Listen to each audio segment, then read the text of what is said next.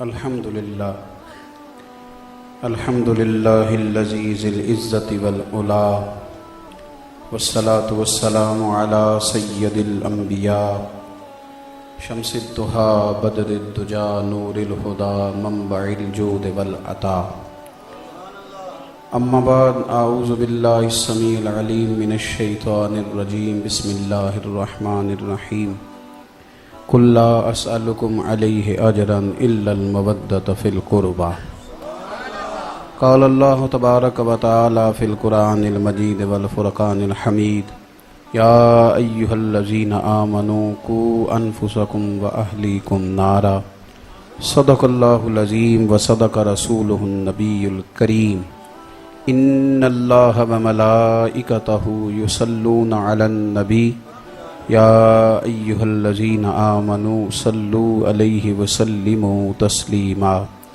الصلاۃ والسلام علیک یا سیدی یا رسول اللہ وعلی آلک واصحابک یا سیدی یا حبیب اللہ۔ سارے حضرات درود شریف پڑھیے، سارے حضرات درود شریف۔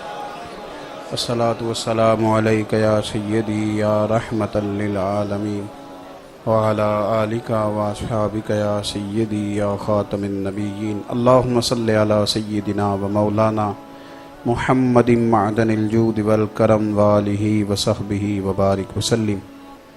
تمام تعریفیں حمد و ثنا اللہ تبارک و تعالی کے لیے، درود و سلام نبی اکرم نور مجسم شفیع معظم احمد مجتبیٰ جناب حضرت محمد مصطفیٰ علی تحیت و ثنا کی ذات والا صفات کے لیے حمد و صلات کے بعد عالی مرتبت حضرت اقدس شیخ حافظ محمد عبدالرشید اویسی صاحب دامت برکاتہم العالیہ، ذی احترام علماء کرام، حاضرین و سامعین، قرآن مجید میں اللہ تبارک و تعالی نے نبی رحمت صلی اللہ تعالی علیہ وسلم کے صحابہ کی عظمتیں بھی بیان فرمائی ہیں اور اہل بیت نبوت کی شانیں بھی بیان فرمائی۔ ایک شرعی مسئلے کے طور پر اس بات کو یاد رکھیں کہ صحابہ اور اہل بیت کی محبت ضروریات دین کا حصہ ہے۔ جس طرح وضو ہوگا تو نماز ہوگی، اسی طرح صحابہ اور اہل بیت کا پیار ہوگا تو ایمان ہوگا۔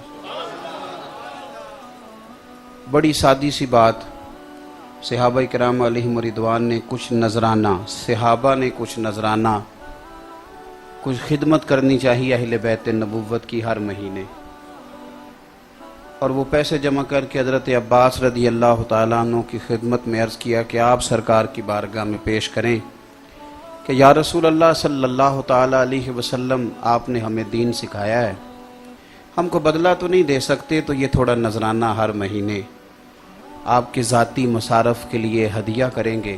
اللہ تعالیٰ نے قرآن مجید نازل فرما دیا، فرمایا محبوب علیہ السلام آپ ان سے کہیے کہ میں تبلیغ دین پر تم سے کوئی اجر نہیں مانگتا، لا اسألکم علیہ اجرا، میں تم سے کسی اجر کا سوال نہیں کرتا، الا المودۃ فی القربى، ہاں میرے قریبیوں سے پیار کرتے رہنا۔ کچھ محبتیں جذباتی ہوتی ہیں، ان کو جذباتی ہونا چاہیے۔ ہمارے ہاں صحابہ اور اہل بیت کا جو پیار ہے نا، یہ بڑی حد تک اب تقریروں میں رہ گیا ہے، سننے کے لیے یا سنانے کے لیے، اور زیادہ تر ہم اسی میں وقت گزارنا پسند کرتے ہیں۔ میری بات پہ توجہ کرنی ہے آپ حضرات نے۔ دیکھو، جو محبتیں جذباتی ہوتی ہیں ان کا کوئی نہ کوئی روپ بھی بن جاتا ہے۔ کبھی محبت کا روپ آنسو دھار لیتے ہیں، اور کبھی محبت کا روپ خوشبو دھار لیتی ہے، اور کبھی محبت کا روپ کوئی تحفہ دھار لیتا ہے۔ لیکن محبت اپنا کو رنگ رکھتی ہے، اس کا کچھ نہ کچھ اظہار ہوتا ہے، رنگ رکھتی ہے اپنا۔ یہ محبتیں، ان کو جب نبی پاک صلی اللہ علیہ وسلم نے بیان کیا ہے، تو اگر آپ ان لفظوں پہ غور کریں، ان جملوں پہ غور کریں، تو وہ لفظ اور جملے اور وہ ترتیب، ترمذی شریف میں حدیث ہے، حضرت ابو ہریرہ رضی اللہ تعالیٰ عنہ حدیث کے راوی ہیں، کتاب المناقب میں موجود ہے الفاظ کے درد کو محسوس کیجئے گا. حضور علیہ الصلوۃ والسلام نے فرمایا بھائی میرے صحابہ کے بارے میں اللہ سے ڈرنا. آپ بے شک مجھے داد نہ دیں پر میری بات کو سمجھیں کیا عرض کر رہا ہوں. میرے صحابہ کے بارے میں اللہ سے ڈرنا. اور حضور فرمانے لگے میرے بعد انہیں اپنے کلام کا اپنی باتوں کا نشانہ نہ بنانا. فرمایا جس نے ان سے پیار کیا میری وجہ سے پیار کیا اور جس نے ان سے عداوت کی صحابہ جو میرے ہیں. اب بات کو سمجھیں. بندہ کہہ نہیں دیتا یار اس کا ذرا خیال رکھنا. اس میں درد ہوتا ہے. دیکھو اعلیٰ حضرت بریلوی رحمۃ اللہ علیہ نے حدیث لکھی ہے، اگرچہ اس حدیث کے اصل بخاری مسلم میں اور تمام کتب حدیث میں موجود ہے.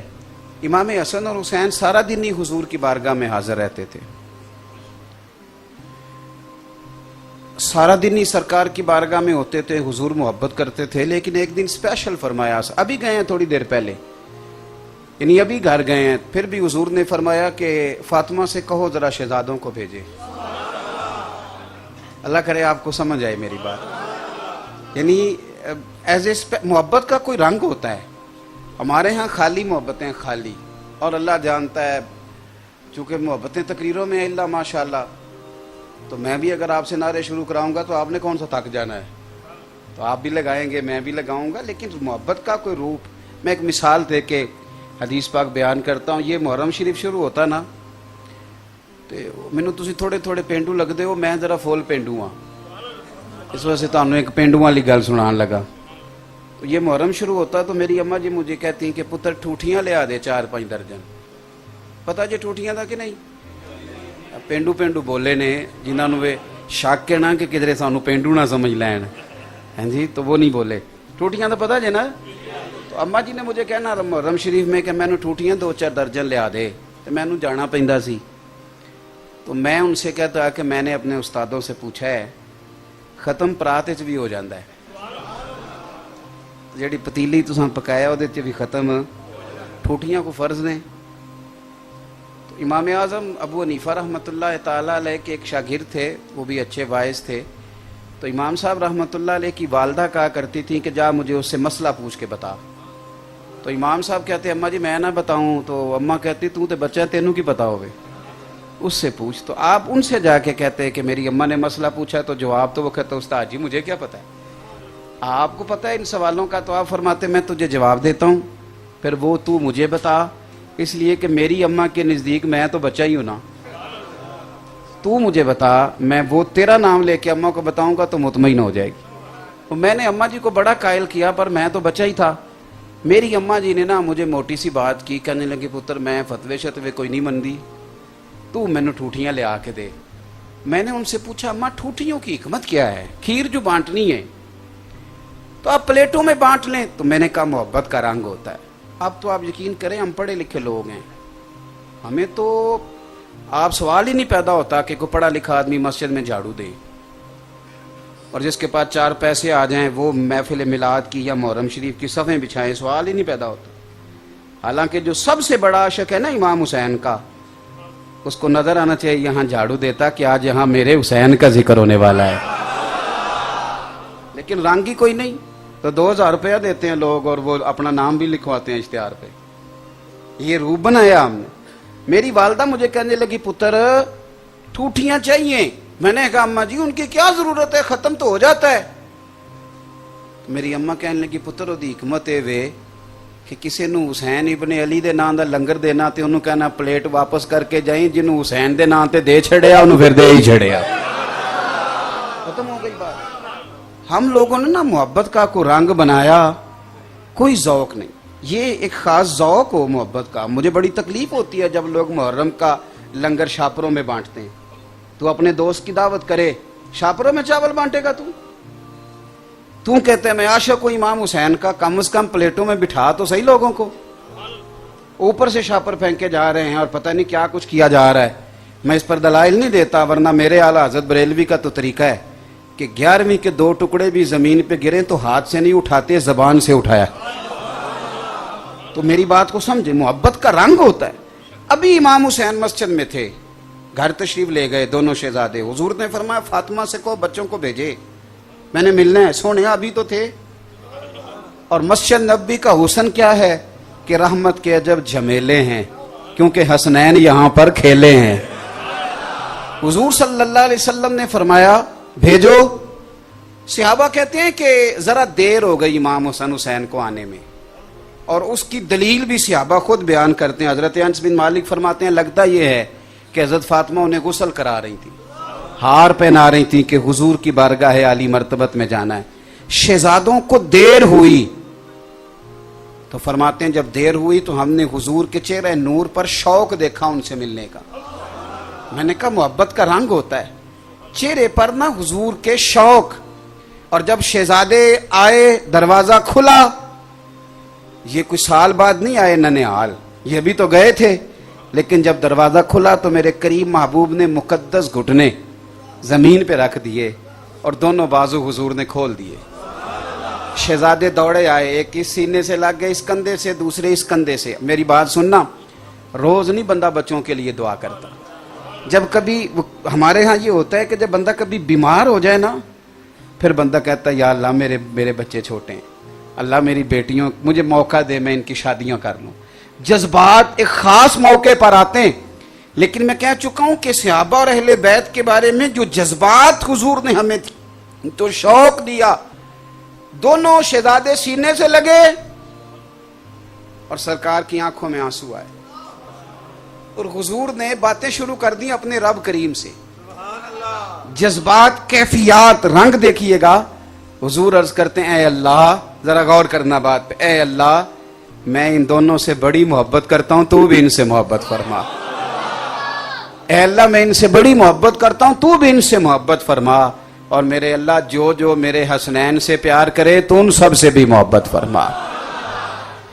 میں اپنے دوستوں سے کہا کرتا ہوں کہ ختم شریف جو ہے نا 10 محرم کا، وہ خود پڑھا کریں، ہر بندہ خود پڑھے اور اپنے بچوں کو بٹھائیں، اور چھوٹے بچے کو بھی بتائیں کہ بیٹا آج نا امام علی مقام کا دن ہے، ان کو بٹھائیں، ان کو یاد کرائیں، اور ایک خاص اہتمام، اچھے چاول خرید کے لائیں، اچھے ذوق سے انہیں پکائیں، اس کا ایک خاص طریقہ ہو، سلیقے کے ساتھ۔ ایک طرف آپ تبرک کہہ رہے ہیں، ایک طرف آپ کا اٹھنا بیٹھنا بتاتا ہے کہ یہ انداز تبرک کا تو نہیں نہ ہوتا، ایک خاص والہانہ پن۔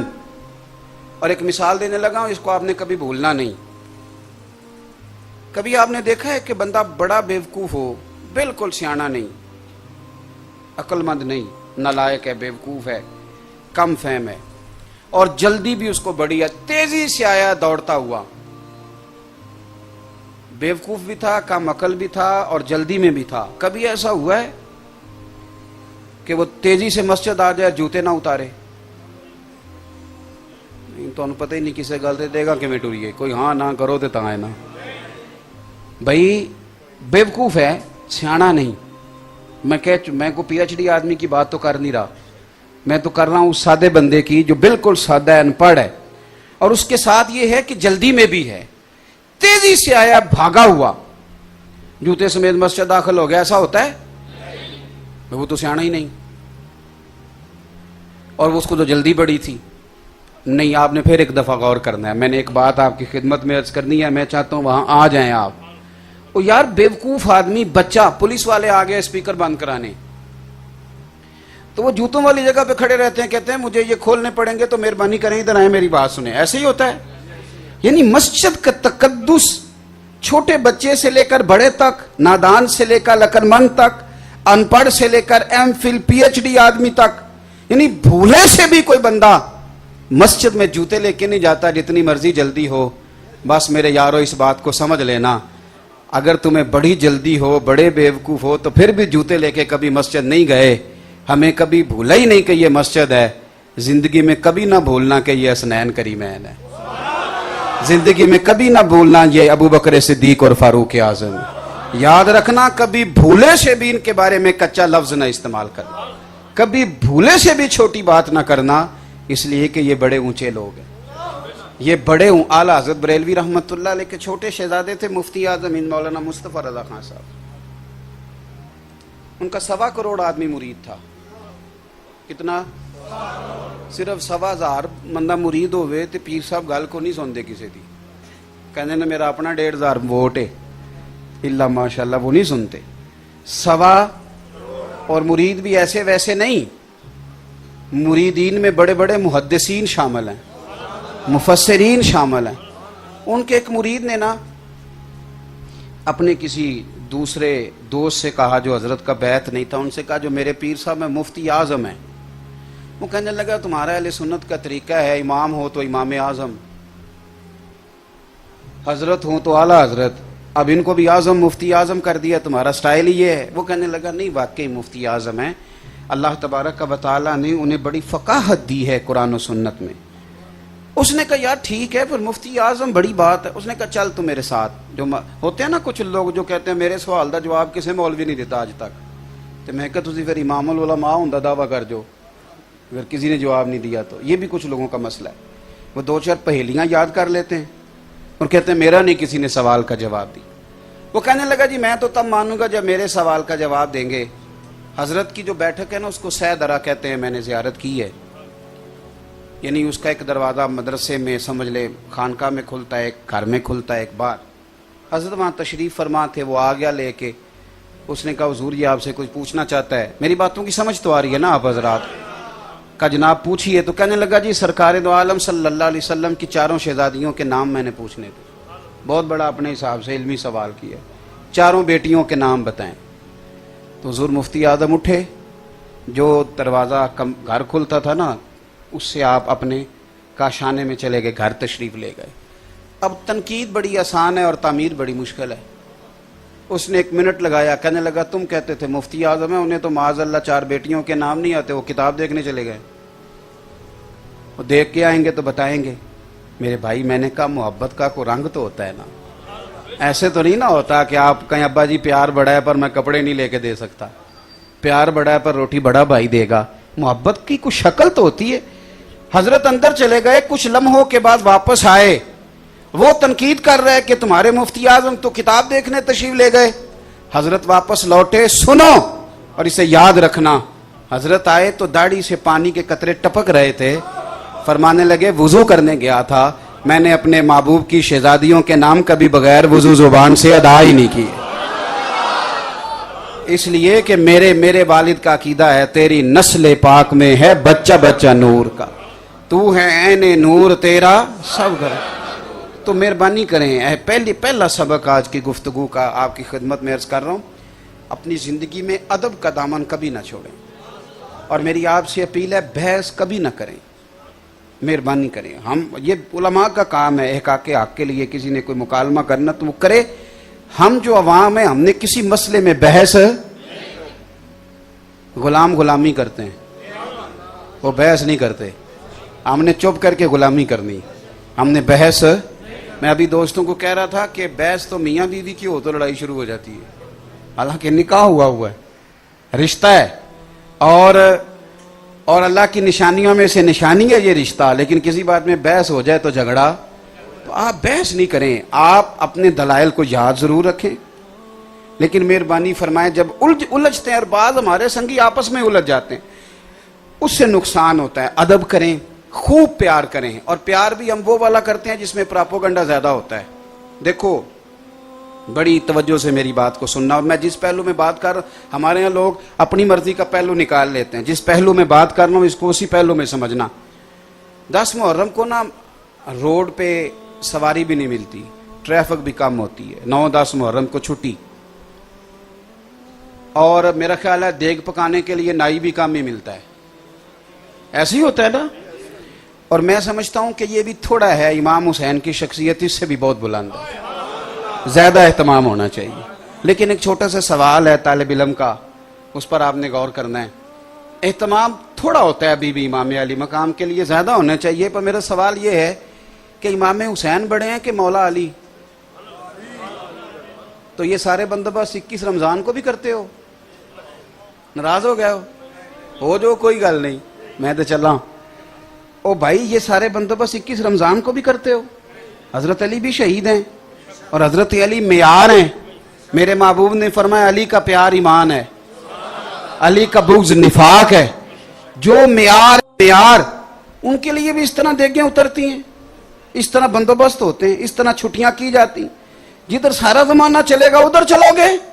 یاد رکھو حضرت صدیق اکبر سے لے کر مولا علی تک، اور 3 رمضان کو سیدہ فاطمہ الزہرا سے لے کر سیدہ عائشہ صدیقہ تک، امام حسن کا بھی اور امام حسین کا بھی، اس لیے کہ یہ ساری میرے محبوب کی اولاد ہے۔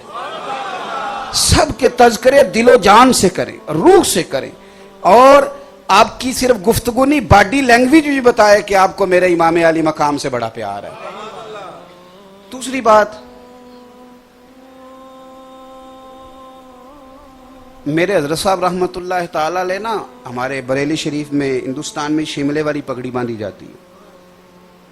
اس کی دلیل وہ بزرگ یہ دیتے کہ وہاں سکھ بھی پگڑی باندھتا ہے، ہمارے ہاں اس کی ضرورت نہیں کیونکہ یہاں مسلمان ہی اکثریت میں، تو سکھ بھی پگڑی باندھتا تھا۔ تو وہاں کے بزرگوں نے نا امتیاز کرنے کے لیے، یہ شملہ اوپر رکھنا شروع کر دیا تاکہ پتہ چلے کہ یہ والی پگڑی مسلمانوں کی ہے۔ میری بات کی سمجھ آئی آپ حضرات کو؟ اب شملے والی پگڑی کوئی بھی دیکھ لینا وہاں شملے والی دستار، تو وہ خود بخود پوچھ لیتا ہے کہ آپ بریلی شریف سے ہیں یا ان کے متعلقین میں سے ہیں۔ کچھ فکرے، کچھ جملے ایسے ہوتے ہیں کہ جو، میرا ایک دوست ہے میرے ساتھ ہوتے ہیں، وہ ایک صاحب کے ساتھ وہ کلام کر رہے تھے، ان سے کلام کرتے کرتے انہوں نے 1-2 جملے بولے، تو میں سن رہا تھا، دور تھا، میں سن رہا تھا ان کی بات، مجھے پوری سمجھ آ رہی، تو ان سے کہنے لگے تسی پیر صاحب نال رہندے ہو؟ انہیں کہتے ان کیویں پتہ لگ گیا؟ کہندے انج دی گفتگو کر دینے۔ یہ نا 2-4 فکرے 5 کوئی بزرگ کہتا ہے نا ماشاءاللہ الحمدللہ جزا، کوئی بھی لفظ ایسے، تو جو دائیں بائیں رہنے والے لوگ ہوتے ہیں وہ باتوں کو سمجھ جاتے ہیں۔ ہمیں ہے اہل بیت نبوت سے پیار، ہماری ہے غلامی۔ دیکھو ان کا کوئی تو رنگ ہونا چاہیے ہمارے اوپر، کوئی تو پوچھے نا کہ آپ علی والے، آپ حسن والے، آپ حسین والے۔ میرے بھائی اچھی طرح سمجھ لینا، اہل بیت نبوت کی زندگی میں کچھ چیزیں خاصیت کے ساتھ ہیں اور بالخصوص ہیں۔ ان میں پہلی چیز فقر ہے۔ میرے نبی پاک علیہ الصلوۃ والسلام نے فرمایا میری شہزادی تو جنت کی مالکہ ہے، جنتی عورتوں کی سردار ہے۔ حضرت فاطمہ ایک دفعہ التجا کرتی تھی تو جنت کے میوے آ جایا کرتے تھے، لیکن آپ کو پتہ ہے کہ میرے نبی پاک صلی اللہ علیہ وسلم نے اپنی اولاد کے لیے اللہ سے فقر مانگ کے لیا ہے۔ حضور نے دعا مانگی، اے اللہ میرے گھر والوں کو نا بقدر ضرورت روزی دینا، اور ایک حدیث کے لفظ یہ ہیں کہ اے اللہ ایک وقت روٹی دینا، ایک وقت کا فاقہ دینا۔ فاقہ اہل بیت کی پسند ہے، فقیری انہوں نے اللہ سے مانگ کے لی ہے۔ سادہ کھانا، اور یارو دیکھو گھر میں لیپا پوتی کرنا، چکی چلانا، آٹا گوندنا، بچوں کو پالنا، چرخہ چلانا، یہ سارے طریقے سیدہ فاطمہ الزہرا کے ہیں رضی اللہ تعالیٰ عنہ، یہ سارے طریقے حضرت فاطمہ کے۔ اب تو خیر شہزادیوں کا کوئی حساب ہی نہیں، ہر باپ کی بیٹی شہزادی ہوتی ہے، ہونی بھی چاہیے، لیکن ذرا سی بات پہ لوگ دکھتے ہیں، کہتے ہیں دیکھو جی بچی کو کام بڑا کرنا پڑتا ہے۔ اور میرے بھائی یاد رکھو، سادہ کھانا، سادہ گھر، کچا مکان، گھر کے سارے کام کاج، یہ اہل بیت نبوت کا طریقہ ہے۔ اور پڑھو بخاری شریف، سیدہ فاطمہ الزہرا رضی اللہ تعالیٰ عنہ حاضر بارگاہ ہوئی، یا رسول اللہ صلی اللہ علیہ وسلم کام کر کر کے ہاتھوں پہ چھالے پڑ گئے، بتاؤ مجھے اتنا غریب ہے کوئی اس مجمع میں جس کی بیٹی اتنا کام کرے کہ چھالے پڑ جائیں؟ پھر بھی سارے دکھی ہیں، پھر بھی تعویذ لیتے پھرتے ہیں کہ بیٹی بڑی تکلیف میں، چھالے پڑ گئے یا رسول اللہ یہ۔ اور حضرت فاطمہ کو مولا علی نے کہا فاطمہ اب تیری مشقت دیکھی نہیں جاتی، حضور کی بارگاہ میں غلام آئے ہیں، کہ غلام ملے تو تیرا کام میں ہاتھ بٹائے گا۔ ہم باتیں پڑھتے سنتے ہو، کبھی غور کرو کہ یہ پہلو ہمارے لیے کیا چھوڑتی ہیں۔ سیدہ پاک نے چھالے دکھائے، میرے کریم محبوب علیہ السلام نے کیا فرمایا؟ فرمایا فاطمہ 33 بار سبحان اللہ پڑھا کر، اور 33 بار الحمدللہ پڑھا کر، اور 34 بار اللہ اکبر پڑھا کر۔ جب بھی تو یہ تسبیح ختم کرے گی رب تجھے غلام آزاد کرنے کا ثواب عطا فرمائے گا۔ گویا حضور نے کہہ دیا کہ چکی آپ نے خود ہی پیسنی ہے، آٹا خود ہی گوندنا ہے، گھر کے سارے کام۔ یہاں تو عورتیں کچھ بھی نہیں کرتی، پھر بھی شام کو 4 گولیاں منگوا لیتی ہیں، کوئی کام بھی نہیں، پھر بھی 4 گولیاں۔ اور امام حسن کیا فرماتے ہیں خدا را خالی اہل بیت نبوت نے ہمیں یکم محرم سے 30 محرم تک کا یام منانے کو نہیں دیے، انہوں نے پورا اسوہ ہمیں دیا ہے، پورا بہترین دستور حیات دیا ہے۔ اگر گھر بنانا ہے، چلانا ہے اور بسانا ہے اور آباد کرنا ہے تو اہل بیت نبوت کا گھر دیکھو، رسول کریم صلی اللہ علیہ وسلم کی ازواج کے مکانات اور ان کے گھر دیکھو۔ میرے نبی پاک صلی اللہ تعالی علیہ وآلہ وسلم کی شہزادی سارا دن کام کرتی، سارا دن محنت کرتی، مزدوری کرتی۔ امام حسن کہتے ہیں کائنات سو جاتی اور میری ماں فاطمہ مصلی بچھا لیتی۔ سارا دن کام کیا، سارا دن ڈیوٹی کی، سارا دن مشقت، دنیا سو گئی اور سیدہ نے مصلی بچھا لیا۔ پہلی بات تو فقیری، سادگی۔ آپ یقین کریں سادہ زندگی آسان ہوتی ہے، سادہ زندگی آسان۔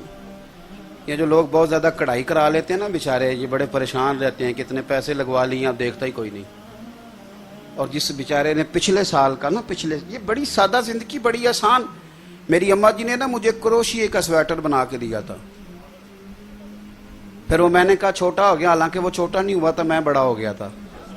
پھر میرا چھوٹا بھائی پہنتا رہا، پھر ہمارا ایک بھانجا ہے وہ اسے پہنتا رہا۔ سادہ زندگی تھی نا، آسان ہوتی ہے۔ اب تو آپ یقین کریں کہ کپڑے کبھی پرانے نہیں ہوتے، ڈیزائن بدل جاتے ہیں، ڈیزائن تبدیل ہو جاتا ہے۔ تو اب کون رہ گیا ہے جو جوتے کو پیبند لگائے گا، کپڑوں کو پیبند لگائے گا؟ مولا علی شیر خدا کوفے کی جامع مسجد کے کنارے پہ کھڑے ہیں اور فرما رہے ہیں میں نے زیرہ بیچنی ہے یارو، کوئی خرید لو۔ یہ میں بدر میں بھی لے کے گیا تھا، احد میں بھی لے کے گیا تھا۔ ایک شخص آگے بڑھا، امیر المومنین کیا ضرورت پڑ گئی اتنی متبرک ذرا زرہ بیچنے کی؟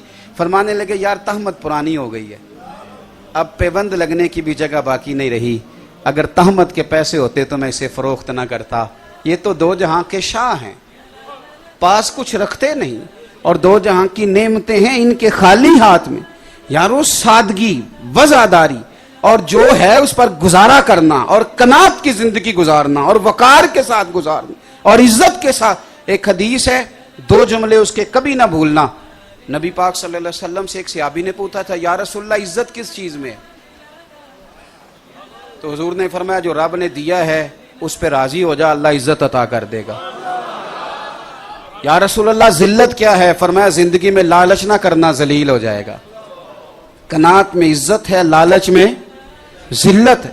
تو اہل بیت نبوت نے اپنی زندگیاں سادگی سے گزاری۔ تیسری بات، عبادت کے ساتھ دلچسپی۔ ہمارے ہاں جب بھی کوئی نقیب یا میری طرح کا خطیب کھڑا ہوتا ہے تو وہ کہتا ہے بس کربلا آئے گی تو ہم امام حسین کے جانشین بنیں گے۔ تو میں کہا کرتا ہوں وہ تو جب آئے گی تب بننا نا۔ امام حسن اور حسین دونوں روزانہ 100 رکعت نماز نفل ادا کیا کرتے، کتابیں جتنی آپ کہیں گے میں پیش کر دوں گا۔ 100 نفل پڑھنا علاوہ حضرت عبداللہ ابن زبیر فرماتے ہیں میری جب بھی حسین ابن علی سے ملاقات ہوتی انہوں نے نفلی روزہ رکھا ہوا ہوتا، وہ روزے سے ہوتے۔ 25 حج کیے دونوں بھائیوں نے مدینہ شریف سے پیدل مکے جا کے، سواریاں موجود ہوتی تھیں، سواریاں موجود ہوتی تھیں۔ امام حسن ایک سال بیمار تھے تو امام حسین کہنے لگے بھائی جان اس سال سواری پہ نہ چلے جائیں، تو کہا نہیں حسین، جب کوئی بندہ اپنے آقا کی بارگاہ میں جاتا ہے تو سوار ہو کے نہیں جاتا، میں رب کی بارگاہ میں حاضری دینے جا رہا ہوں۔ تو یہ میرے بھائی یہ والا تو کام آپ شروع کریں، قرآن پاک سے ان کی دلچسپیاں، عبادات کے ساتھ ان کا مزاج، مصلح کے ساتھ ان کی وابستگی۔ آپ ہمیں گپ شپ کے لیے بٹھا لیں سارا دن ساری رات اور تسبیح دیں کہ زیادہ نہیں 500 بار درود شریف پڑھنا، یا کام یاد آ جاتا یا نیند آ جاتی۔ بھائی اہل بیت نبوت کا جو خاص وصف ہے سنو، 9-10 محرم کی درمیانی رات عمر بن سعد آیا اور اس نے آ کے کہا کہ حسین دو ہی باتیں ہیں، یا آپ بیعت کریں یا جنگ کے لیے تیار ہو جائیں۔ امام علی مقام فرمانے لگے کوئی تیسری بات؟ اس نے کہا کوئی نہیں۔ آپ فرمانے لگے تو جا مجھے ایک رات کی مہلت دے، صبح بات کریں گے۔ عمر ابن سعد چلا گیا۔ حضرت عباس رضی اللہ تعالیٰ عنہ حاضر بارگاہ ہوئے اور عرض کرنے لگے حضور آپ نے یہ مہلت کیوں لی؟ یہ دنیا دار سے لوگ ہیں، یہ سوچیں گے پتہ نہیں حسین کو تیسری رائے کی طرف بڑھ رہے ہیں۔ فیصلہ تو جو آپ نے سویرے کرنا ہے وہی آپ نے ابھی کرنا ہے. مجھے پتا ہے بیعت آپ نے کرنی نہیں، ہونی تو جنگ ہے، تو آپ ابھی اس کو کہتے کہ سویرے جنگ کرنی ہے. تو امام حسین فرمانے لگے عباس تیرا کیا خیال ہے، میں نے رات سوچنے کے لیے مانگی ہے. حضور پھر کس لیے مانگی ہے؟ تو آپ فرمانے لگے اس لیے مانگی ہے کہ رات 1 بج گئی ہے، حسین ذرا رج رج کے اپنے رب کو سجدے تو کر لے. والذین یبیتون لربہم سجدا وقیاما.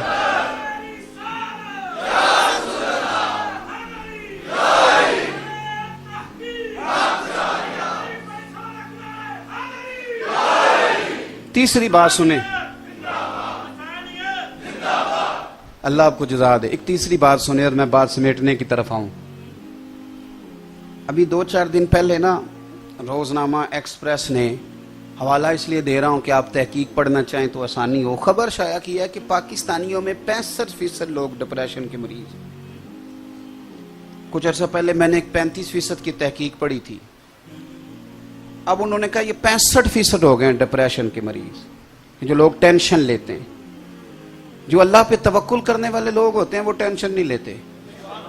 انہیں پتا ہوتا ہے کہ رزق بھی اس کے ہاتھ ہے، غربت بھی اس کی حکمت ہے، عزت بھی وہی دیتا ہے اور پھر ذلت بھی اس کی حکمت کے تقاضے پر وہ ہر مومن جو ہوتا ہے وہ اس پر یقین رہا. ہمارے ہاں 65% لوگ ہو گئے ڈپریشن والے. چھوٹی چھوٹی باتوں کی ٹینشن، چھوٹی چھوٹی باتوں کا ڈپریشن، چھوٹی چھوٹی باتوں پر لوگ پریشان ہو جاتے ہیں. صبر، تحمل، حوصلہ.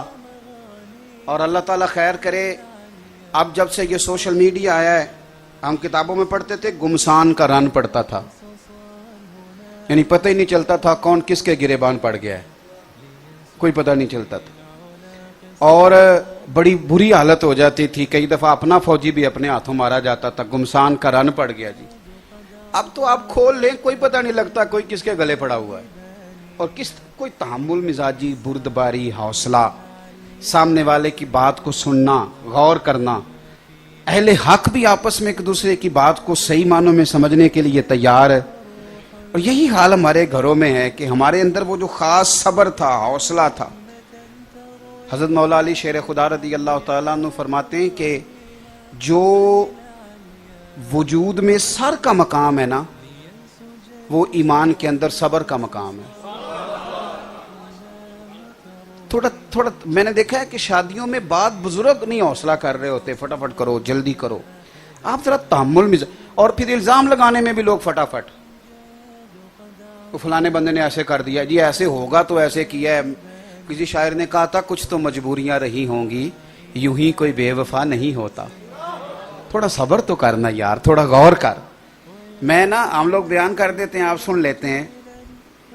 کسی بہن کو اس کے بھائی کی کٹی ہوئی انگلی بھیجی جائے نا، پھر غور کرنا میری بات پہ. بہن کو بھائی کی کٹی ہوئی تو شاید وہ ساری زندگی بہن سو نہ سکے.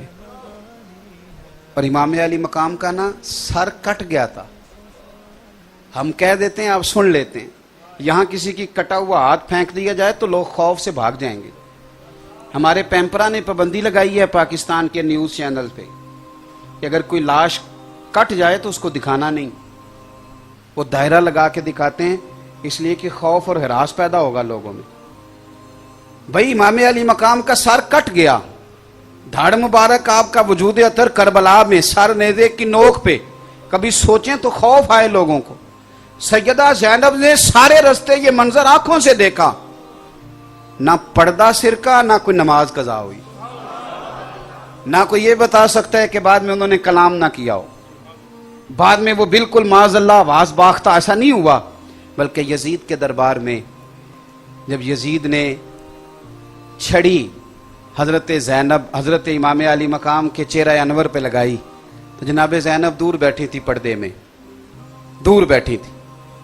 تو وہاں سے بولی، اٹھی. اور اس طرح نہیں جس طرح ہماری عورتیں اٹھتی ہیں تو پہلے رونا دھونا شروع کر دیتی ہیں، بات کی سمجھ ہی نہیں آتی. وہاں سے اٹھی اور اٹھ کے پہلے اللہ کی حمد کی، پھر نانا مصطفیٰ پہ درود و سلام پڑھا، اور پھر ان اللہ مع الصابرین کی آیت پڑھی. اور جب وہ بول رہی تھی تو ان کے یہ جو سچ ہوتا ہے نا، اس کے اندر اپنی ایک طاقت ہوتی ہے. یہ جو حق ہوتا ہے نا، اس میں ایک اپنی گرمی ہوتی ہے. بول رہی تھی تو لب و لہجے کے اندر اتنا دبدبا اور تنتنا تھا کہ ایک شخص، ایک صحابی وہاں بیٹھے تھے، کچھ نے تابعی کا، کچھ نے صحابی کا، انہوں نے مولا علی کے پیچھے بڑے جمعے پڑے تھے وہ نابینا۔ جب سیدہ زینب بولی تو وہ ساتھ والے کا گھٹنا ہلا کے کہنے لگے علی آ گئے دربار میں، لہجے میں اثر گھول رہے ہوں جیسے، اور جبریل امی بول رہے ہوں جیسے، دربار دمشق میں سیدہ زینب کا خطاب منبر پہ علی بول رہے ہوں جیسے۔ حضرت زینب بولی، فرمانے لگی یزید ان لوگوں سے پوچھ لے، ان کی تلواریں تیرے ساتھ ہیں پر دل میرے حسین کے ساتھ۔ اور فرمایا وقت بدلنے دے، حالات تبدیل ہونے، ایک وقت آئے گا ذکر تیرا بھی ہوگا لیکن تو شر کی علامت بن جائے گا، اور ذکر میرے حسین کا بھی ہوگا، اور خطیب خطبوں میں بھی درود پڑھا کریں گے۔ ایک تو ان سے پیار کریں، دوسری میری گزارش میں نے آپ کی خدمت میں عرض کی کہ کبھی بھولے سے بھی بے ادبی نہ کریں، اور میں نے مثال دے کے عرض کیا کہ آپ کبھی جوتے لے کے مسجد میں بھولے سے بھی آئے تو یہ بھولے سے بھی کبھی ان لوگوں کے بارے میں کوئی ایسا جملہ سے آبا ہو یا اہل بیت ہو، خدا رہا، اس کو سمجھیں۔ اور تیسری گزارش یہ کی کہ اپنے آپ کو سادہ کریں، آپ تک رسائی بھی آسان ہو، آپ کی بات بھی آسان ہو، اور آپ زمین پہ بیٹھے لوگوں کو مل جائیں۔ یہ دعوے چھوڑ دیں کہ میں تو ہواؤں فضاؤں میں رہتا ہوں۔ آپ زمین پہ بستے ہیں تو زمین والوں کے ساتھ رہیں، سادہ غذا کھائیں، سادہ مکان پسند کریں، سادے کپڑے کو ترجیح دیں۔ اور تیسری بات میں نے آپ کی خدمت میں یہ عرض کی کہ اپنی زندگی کو حوصلے کے ساتھ بتائیں۔ اور ایک بات بیچ میں رہ گئی کہ عبادات کا مزاج، شوق، یہ اہل بیت کا طریقہ ہے۔ میری یہ مجبوری تھی کہ مجھے حضرت قبلہ نے حکم دیا، اور اس وقت فرمایا کہ جب میں بہت سارے وعدے پہلے کر چکا تھا تو میری خواہش تو تھی کہ چند منٹ اور بات کرتا، لیکن نفع ہمیں یہ ملا ہے کہ حضرت صاحب بھی آ گئے، تو جو کہ انہی کی سرپرستی میں سارا کچھ ہے، میرا خیال ہے کہ کچھ دیر بیان فرمائیں گے، آخری نشست ہے، صدارتی خطبہ ہی ہو جائے گا، مجھے ذرا ایک جگہ اور حاضر ہونا ہے۔ کہتے ہیں ذکر ہوگا اور دعا ہوگی، میں آپ سے اجازت لوں گا، آپ سب حضرات بیٹھے رہیں گے۔ ابھی تلاوت کے وقت کسی دوست نے نعرہ لگا دیا تھا تو ان کو بھی میں نے تھوڑا سا سختی سے کہہ دیا کہ تلاوت ہو رہی ہے، وہ بھی مجھے معاف فرمائے، لیکن مسئلہ بتانا بھی تو ضروری تھا نا، تلاوت کے موقع پہ نعرہ درست نہیں۔ اللہ آپ کو خوش رکھے۔ آخر دعوانا دے کے حضور آکھن منگتے دی خیر ہووے، دے کے حضور آکھن منگتے دی خیر ہووے، منگتا کبے سخی دے، منگتا کبے سخی دے، بوہے دی خیر ہووے، دے کے حضور آکھن منگتے دی خیر ہووے، دے کے حضور آکھن۔ اور جنت بڑی جگہ لگیا جڑی جگہ تے، جنت بڑی جگہ